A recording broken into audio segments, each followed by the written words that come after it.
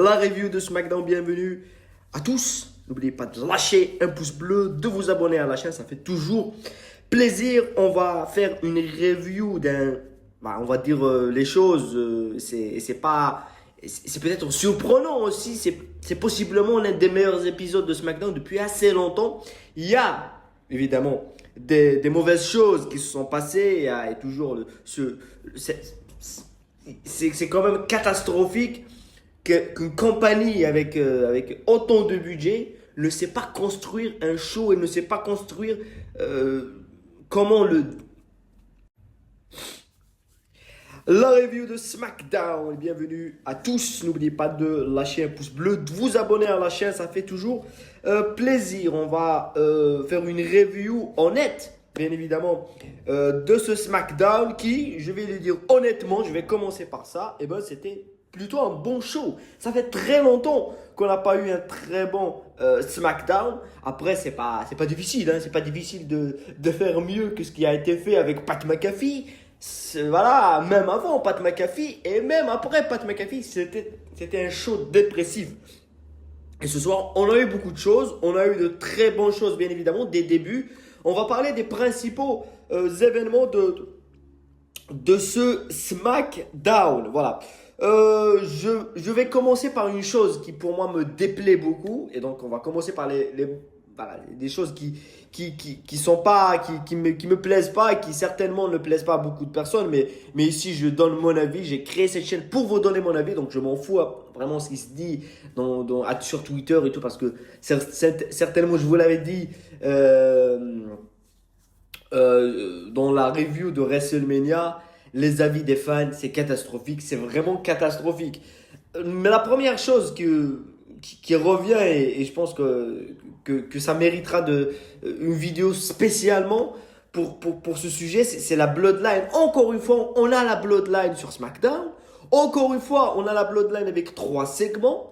Encore une fois, la Bloodline fait le main event de SmackDown. Ils ont fait le main event de Raw, le main event du SmackDown du vendredi dernier et le main event de Raw, encore une fois. Et encore une fois, sur les 4 derniers shows, c'est 4 fois la Bloodline qui est main event du show de la semaine avec Raw et SmackDown. Et ça, je pense que il y a une overdose de la Bloodline. Je ne comprends pas pourquoi ils veulent raconter cette histoire sur les 2 tableaux. Est-ce qu'ils veulent pas directement emmener Jacob Fatu vers Monday Night Raw, et comme ça on aura Jacob Fatu sur Raw, et là tu pourras raconter la Bloodline avec on va dire plus largement. Mais je pense que à Raw ils ont pas beaucoup de temps parce que il y a le titre continental, il y a beaucoup de choses qui doivent être racontées avec Rey Mysterio, avec Penta et tout ça. Donc ils peuvent pas faire autant de segments que ça. Et sur SmackDown, ils veulent bricoler un petit peu parce que voilà, le titre US, pour moi, il a perdu beaucoup de sa valeur, parce que Sami Zayn, Trick Williams, ouais, c'était bien une fois. Voilà, on veut du Carmelo Hayes, on veut peut-être emmener Ricky Sainz et lui permettre de gagner ce titre. Pour moi, c'est le titre sur lequel il doit aller, il doit concurrencer Trick Williams et gagner ce titre, parce que je pense que Trick Williams, le titre, je sais pas, ce n'est que le début. Donc voilà, je pense que la Bloodline, une overdose. Même si il y a des choses à raconter, bien évidemment, je suis pas contre, mais à un certain moment, tout le temps, on backstage, sur le ring, et ça main event. Moi, je comprends pas pourquoi c'est le main event. Pourquoi c'est le main event? C'est ça la question que je me pose. Ça s'est terminé sur Jacob Fatu qui traverse les Usos, il sort. Ça aurait dû se terminer sur Gunther qui fait la prise de soumission sur Cody, et ça lance quelque chose. Ça doit se terminer sur ça. Ça se termine sur les Usos. C'est ridicule, c'est ridicule. Mais bon, à TKO, il y a The Rock et tout, donc on comprend. C'est la famille qui contrôle, c'est la famille qui décide. On veut voir les Usos, on veut voir Solo. C'est ridicule que le main event de SmackDown ne soit pas Ricky Sainz, Cody Rhodes, et ça soit les Usos contre Fatou et contre plutôt Solo et Thomas Tonga. Donc c'est ça, là, c'est du n'importe quoi. Mais bon.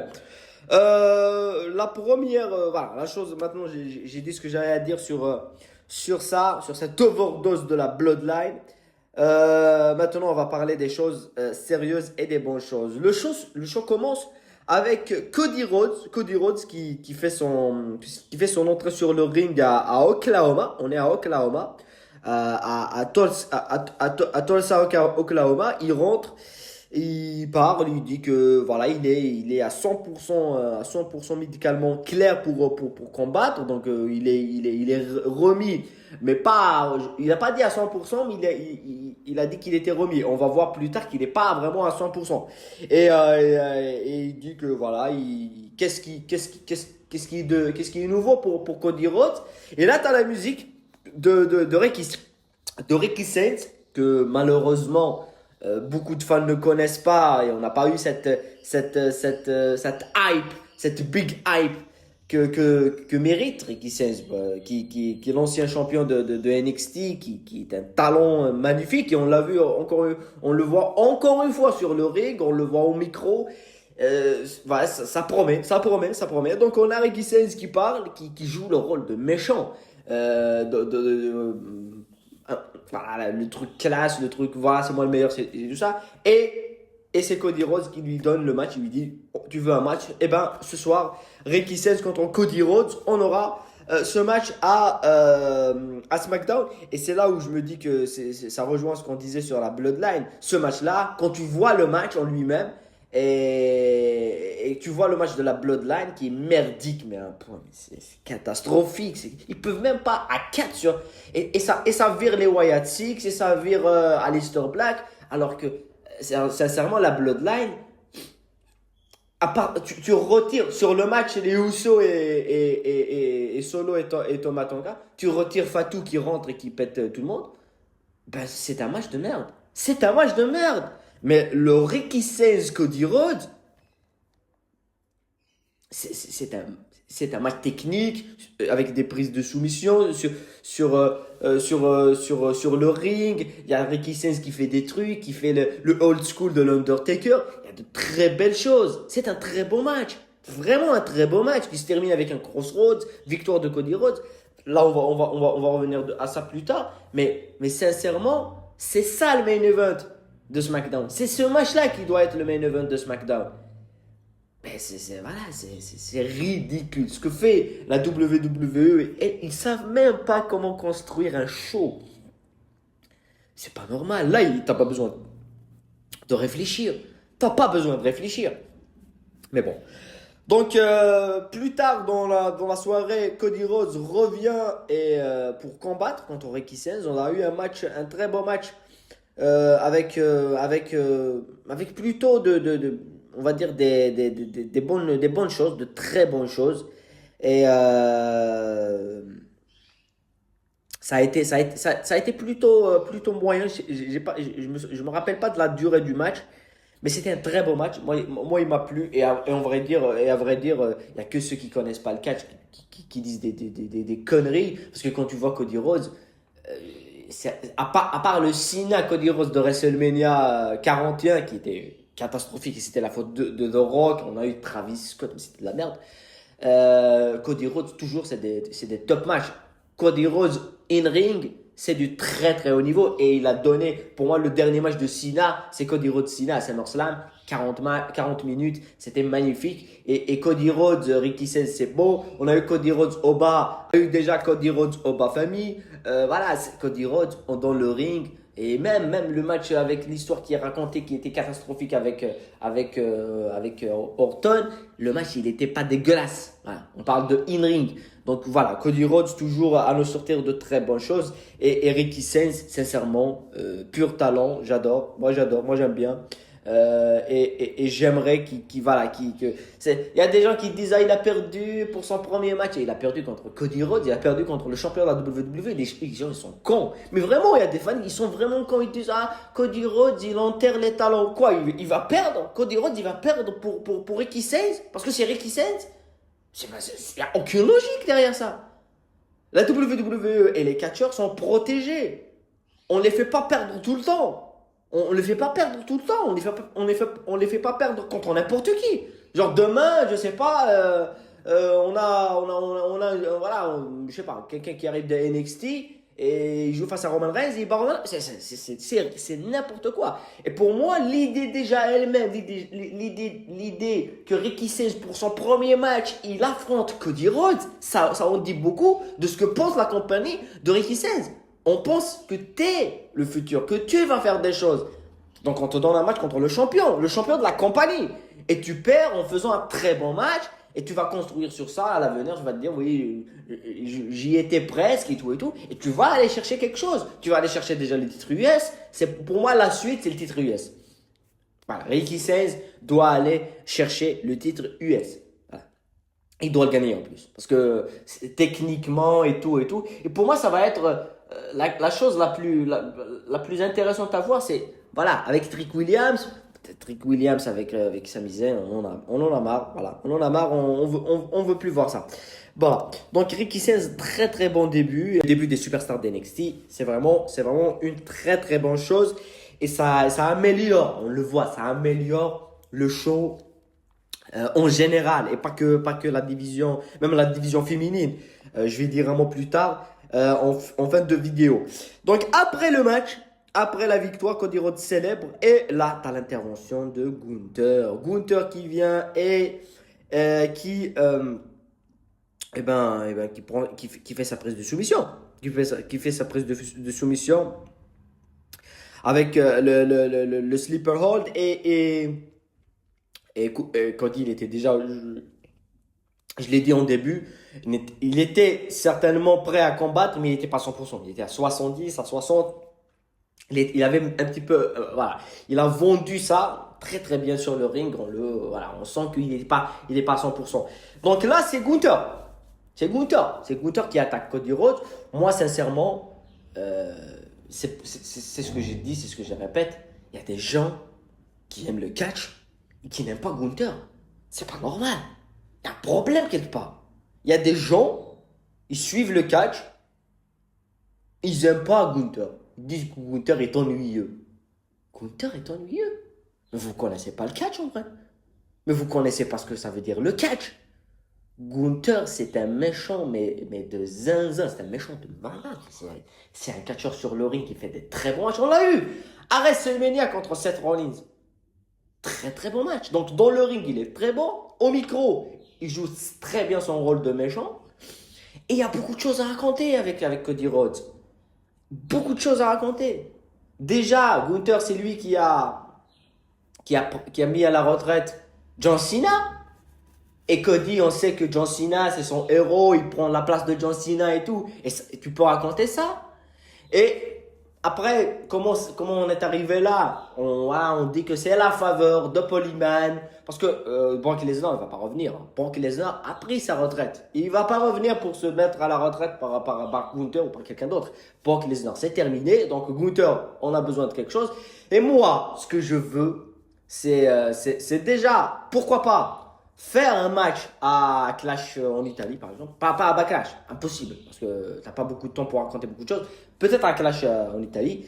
Et après, tu fais un match à SummerSlam. Tu fais un match à SummerSlam. Et après SummerSlam, je pense qu'on aura CM Punk, Cody Rhodes. Moi, je vois pas Cody Rhodes perdre le titre face à Gunther. Je le dis clairement. Même s'il le perd, il va le récupérer après.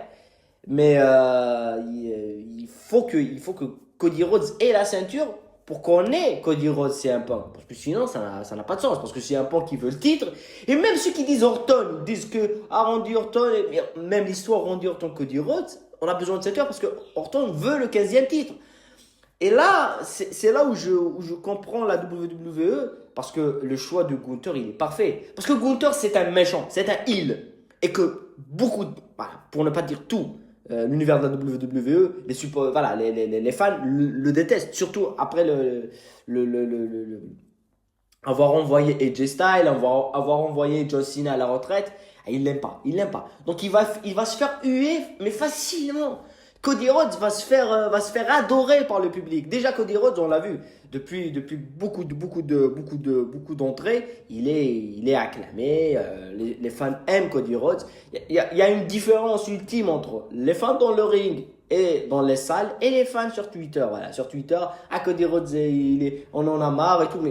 Mais quand il rentre dans la salle, tout le monde chante sa chanson, tout le monde l'acclame dans le ring, tout le monde le soutient dans le ring. Voilà, donc moi je me réfère à ce qui se passe dans le ring. Hein. Moi j'écoute pas ce qui se passe sur Twitter et tout ça.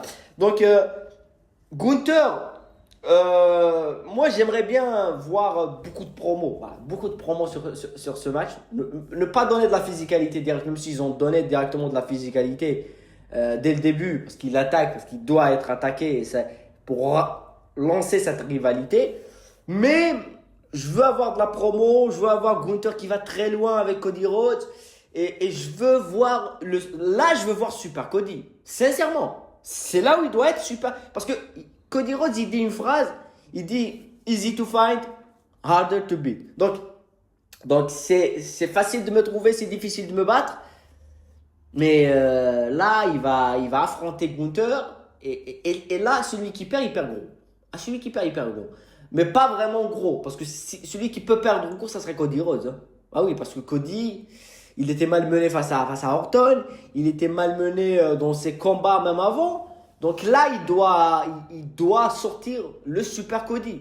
Donc je veux plusieurs promos. Et pourquoi pas, parce que Gunther, on ne l'a pas vu à Raw. Donc peut-être qu'il va être à SmackDown. Et c'est une plus-value à SmackDown de rêve. Parce que la feud Gunther, on a eu déjà Gunther Cody à Crown Jewel, je pense. Oui, c'était à Crown Jewel. Donc oui, c'était un très beau match, encore une fois. Mais là, c'est pas pour un titre qui ne sert à rien, mais c'est plutôt pour le titre mondial et c'est le titre de la WWE et c'est un titre. T'as le temps. Moi, je pense qu'il faut que la WWE prenne le temps de raconter une histoire. Je veux voir et là, je suis hypé. C'est pour ça que j'ai dit que c'était un très bon SmackDown pour moi. J'aime bien, j'ai bien aimé. Et on a dit que c'était pas difficile de faire mieux que ce qui s'est passé, que c'était catastrophique les anciens épisodes. Mais là, je veux bien voir où ils veulent aller et Cody doit sortir, doit évoluer et doit devenir voilà, il a dit que j'entends des voix dans ma tête et tout. On veut voir ça sur le ring maintenant. Voilà. Donc c'était pour moi le fait marquant de ce SmackDown. Après, pour Randy Orton, les gens qui disent la feud avec Orton, Orton est blessé. Voilà. Orton est vraiment blessé. Il a vraiment mal au dos. Et je ne sais pas s'il va revenir, Orton. Sincèrement. Bon, je dis pas qu'il ne va pas revenir. Je dis que à court terme, je pense qu'on le verra peut-être on le verra à Clash on It. Non, je pense à SummerSlam. Il va prendre, il va récupérer et tout. Et il va revenir. Et là, on aura Cody Rhodes, Orton, peut-être. Mais Orton est blessé. Parce que si Orton n'était pas blessé, il allait se montrer au moins à l'épisode de SmackDown. Au moins, il n'est pas là. Donc, ça prouve vraiment qu'il est blessé et qu'on ne sait pas quoi faire avec Cody. Et on lui donne Gunther, qui est sincèrement un très bon choix, un très très bon choix. Gunther Cody, c'est un très bon match. Voilà.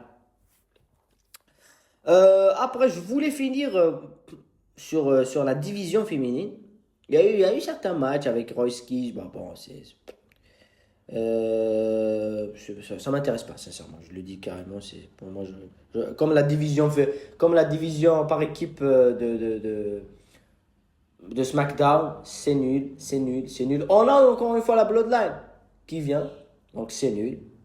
Il faut unifier les titres, voilà. Il faut unifier les titres avec ceux de Raw et avoir une seule ceinture et battez-vous tous pour cette ceinture parce que vous êtes nuls. Mais il y a eu quand même la victoire de Jessie Jane face à Charlotte Flair. Les Fatal Influence, elles ont battu Alexa Bliss qui était avec Charlotte Flair.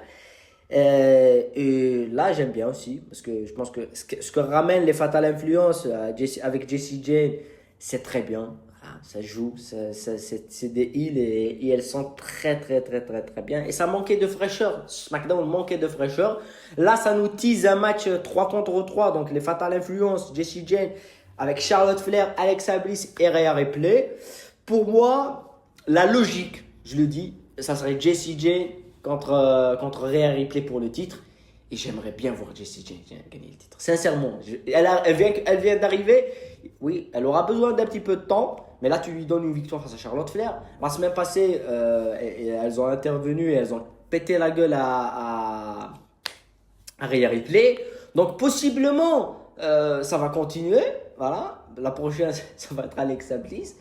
Et voilà, voilà. Ça serait le match Jessie Jane contre Rhea Ripley pour le titre. Après, Rhea pourra le garder, mais Jessie Jane doit gagner le titre. Hein, sincèrement, parce que pour légitimer son poids et ce qu'elle va apporter à la division, elle doit gagner ce titre. Parce que dans l'autre côté, on a eu quand même les féminines avec Paige et Bella qui, sincèrement, c'était un match. Je vais pas dire qu'il était mauvais le match. Non, je vais pas dire qu'il était mauvais, mais on sent. Avec quand on a les irrésistibles forces pour les titres par équipe, moi je pense que l'idée, ça serait que peut-être Fatal Influence rentre sur ce terrain et gagne aussi ce titre. Et là, tu as tout le groupe, les trois, elles ont un titre. Et là, tu peux construire un groupe plutôt solide. Parce que là, tu as l'occasion de construire un groupe solide avec Jessie Jane qui est quand même une leader assez naturelle, plutôt du groupe. Donc oui, voilà, tu peux faire ça. Moi, c'est la seule chose qui m'a plu dans la division féminine, et je l'ai dit, c'est les Fatal Influence et Jessie Jane. Et j'aimerais bien voir Jessie Jane gagner le titre, je le répète. Après le reste, voilà, c'est la Bloodline, partout, la Bloodline, partout. La Bloodline. C'est vraiment fatigant, on n'en peut plus de la Bloodline. Et voilà, il y a une overdose, voilà. Vraie overdose, hein. C'est pas qu'il y a Roman Reigns et tout. Là, il y a tout le temps Solo Sikoa, il y a tout le temps Jey Uso et Jimmy Uso partout. Et partout, ils sont dans les vestiaires, dans le ring, Mais c'est quoi ça? C'est la Bloodline Show, quoi. Faut arrêter les conneries. Faut arrêter les conneries. Mais vraiment, on en a marre. On en a marre de ça. Il y a 4 segments. Plus quand Solo et Tonga viennent et confrontent R-Truth moi, à la limite, Solo et Tonga peuvent gagner les titres par équipe. Et voilà, ça peut-être. Parce que sinon, ils vont faire quoi?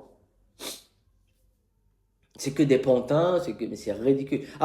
Mais je veux finir sur ça. Moi, j'aime bien Solo Sikoa. J'aime bien ce qu'il fait, j'aime bien son rôle, j'aime bien comment il évolue. Et je sens qu'il va proposer des choses. Parce que les débuts de Solo Sikoa il parle pas et tout, c'était très réducteur pour la Bloodline. Mais dès la fin de la Bloodline, lui, il a évolué. Ce que les autres n'ont pas fait. On est toujours dans la Bloodline. Il dit Solo. Romain, c'est pas mon chef tribal.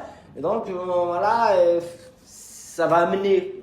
Où ça va nous amener, ça? Ben, nulle part.